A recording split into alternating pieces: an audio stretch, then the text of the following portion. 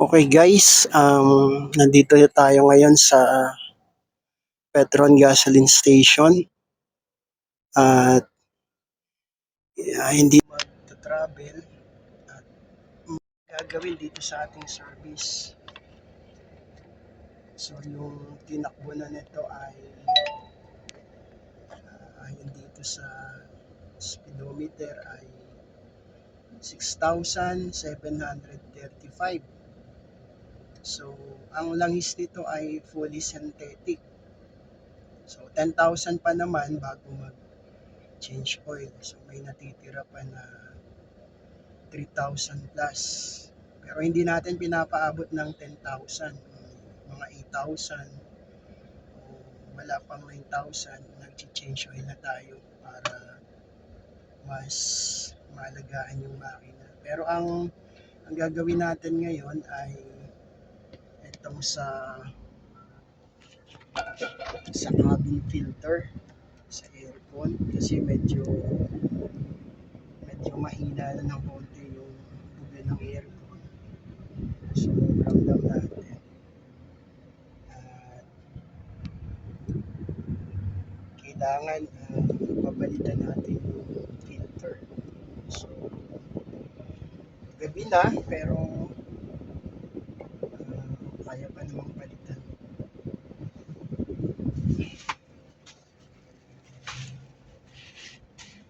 So ito yung cabin filter, ayan, ipapalit natin. Sa mga may ganitong service, Toyota Innova, madali lang magpalit nito.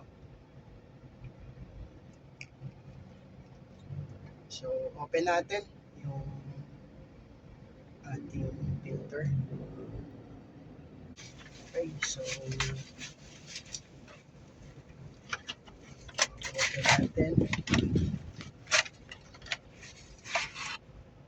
So yan yung bago nating cabin filter o filter sa aircon. Ayan, malinis. So papalitan natin at i-off muna natin yung sasakyan, tapos tingnan natin at sana may matutunan kayo kung sakaling ang aircon nyo medyo humihina ang lamig. So ito yung isang nagiging problema, dapat palitan. Okay guys, ito yung ating gagawin. Okay guys, so ito yung ipapalit dito sa loob ng filter. Dito sa bandang ilalim ng compartment, dito nakalagay ang lalagyanan ng cabin filter. So nandyan yung blower ng aircon at yung cabin filter. So tanggalin natin yung compartment sa ilalim. Madali lang tanggalin. Ipupersa nyo lang ng kaunti para matanggal yung lock niya. At dito sa filter ng aircon, yung takip niya, meron ding lock, maliit lang. So ito ang filter niya. Ito yung luma. So ayan, madumi na talaga. Kaya yung lamig niya ay medyo nababawasan na. So ito yung malaking pagkakaiba. Kaya kapag naramdaman natin na ang ating service ay nababawasan yung lamig, ito yung basic na problema, yung cabin filter. So madali lang palitan. Ang ating service ay Toyota Innova 2009 model. Kung meron kayong ganitong sasakyan o mga sasakyan na ganito yung setup ng aircon, ganito lang magpalit, madali lang. So tatanggalin nyo lang cabin filter, tatanggalin yung lock ng filter, papalitan ng filter, tapos ibabalik din yung lock na to. Medyo madilim lang kaya kinakapa natin. So ganito lang siya guys. Ayan. Ilalak din syempre pag nalock na ay okay na yon. Tapos ibabalik natin yung compartment. Pag nabalik na yung compartment, start natin. Tapos pakiramdaman natin yung tunog, yung lamig rather. At kapag